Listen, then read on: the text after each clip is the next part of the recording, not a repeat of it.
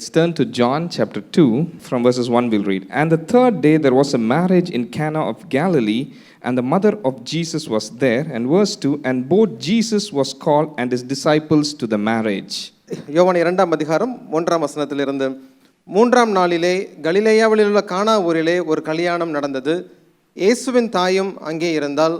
இயேசுவும் அவருடைய சீஷரும் அந்த கல்யாணத்துக்கு அழைக்கப்பட்டிருந்தார்கள். So here we see a wedding. ஆகவே இந்த இடத்திலே நாம் ஒரு கல்யாணத்தை பார்க்கிறோம். And in this wedding Jesus was invited along with his disciples. இந்த கல்யாணத்திற்கு இயேசுவும் அவருடைய சீஷர்களும் அவர்கள் அழைக்கப்பட்டிருந்தார்கள். And when Jesus and his disciples came, இயேசுவும் அவருடைய சீஷர்களும் வந்தபோது, and afterwards you see in verse 3, when they wanted wine. இந்த இடத்திலே நாம் பார்க்கிறோம், அந்த இடத்திலே திராட்சரசம் குறைவுபட்டது. So Jesus is there and the disciples are there. இயேசுவும் அவருடைய சீஷர்களும் அங்கே இருந்தார்கள். But now a lack is arising. ஆனால் அந்த இடத்திலே ஒரு குறைவானது தென்பட்டது.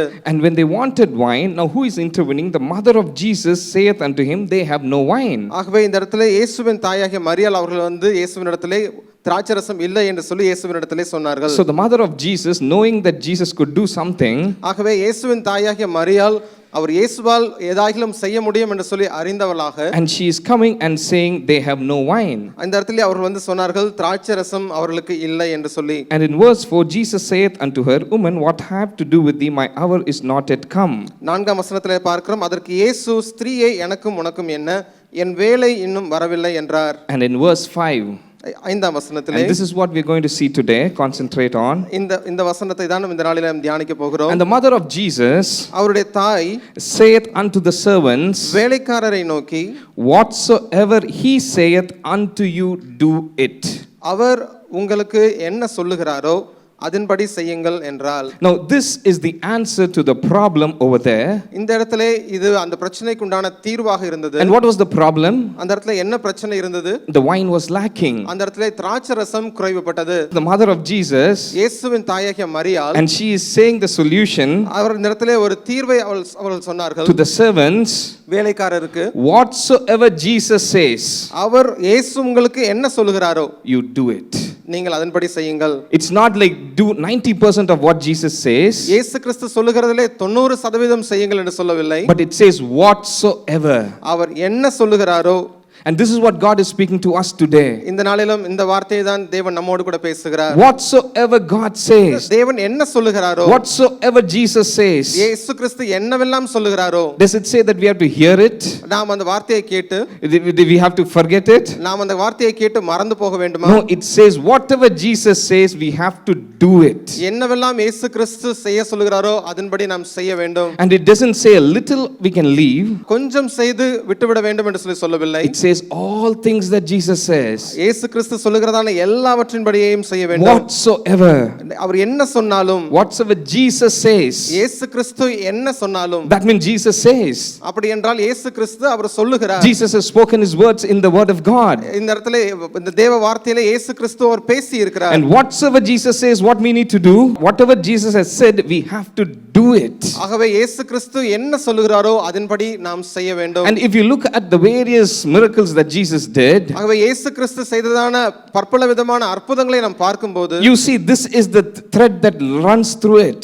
இந்த காரியமானது அவைகள் எல்லாவற்றின் ஊடாகவும் கடந்து செல்கிறதாய் இருக்கிறதை பார்க்கிறோம். Whatever Jesus says, ஆகவே இயேசு கிறிஸ்து என்ன சொல்லுகிறாரோ, if you just blindly follow it, அதை அப்படியே நாம் செய்ய வேண்டும். Sometimes we don't understand why Jesus says like this. சில வேளைகளில் இயேசு கிறிஸ்து ஏன் இதை இப்படி சொல்லுகிறார் என்று சொல்லி நாம் அறிய மாட்டோம். Even in this incident, இந்த சம்பவத்திலும் கூட, if you look at verse 7, Jesus saith unto them, fill the water pots with water. இயேசு கிறிஸ்து அந்த வேலைக்காரரை நோக்கி ஜாடிகளிலே தண்ணீர் நிரப்புங்கள் என்றார். So the servants knew wine is missing.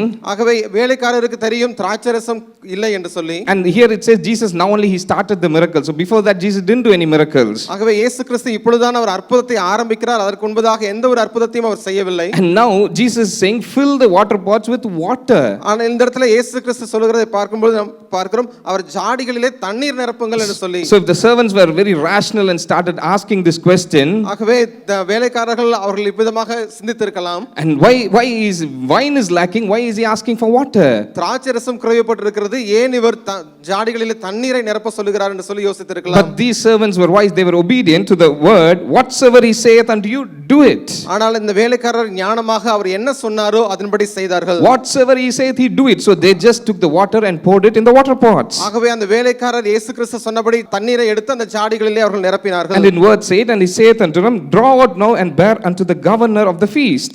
8ஆம் வசனத்தில் நாம் பார்க்கிறோம், நீங்கள் இப்பொழுது மொண்டு பந்தி விசாரிப்புக்காரனிடத்தில் கொண்டு போங்கள் என்றார். So the water buckets are filled with water.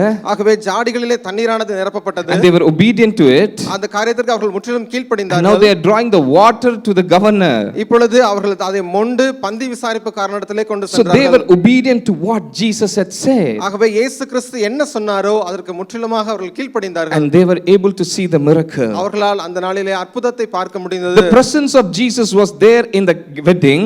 இயேசு கிறிஸ்துவினுடைய பிரசன்னம் அந்த இடத்திலே இருந்தது. But the lack came out. ஆனாலும் அந்த இடத்திலே குறைவு காணப்பட்டது. And the word of Jesus was there. அந்த இடத்திலே இயேசு கிறிஸ்துவின் வார்த்தை அந்த இடத்திலே இருந்தது. And the word was, fill the water pots with water. என்ன வார்த்தை என்று சொன்னால் ஜாடிகளிலே தண்ணீர் நிரப்புங்கள். And now my question is, if these people did not fill the water pots, அவர்கள் அந்த ஜாடிகளிலே தண்ணீரை நிரப்பாதிருந்தால் would it take place or not? It's a question. அது நடந்திருக்குமோ நடந்திருக்காதோ என்பது ஒரு கேள்விக்குறியாக இருந்திருக்கும். If these servants did not obey, ஆனால் இந்த வேலைக்காரர்கள் கீழ்ப்படியாது இருந்திருப்பார்களானால், even when Jesus was there and his word was there, இயேசு கிறிஸ்துவோட வார்த்தை அந்த இடத்துல இருந்த பொழுதும், unless that obedience was there, they would not have seen the miracle.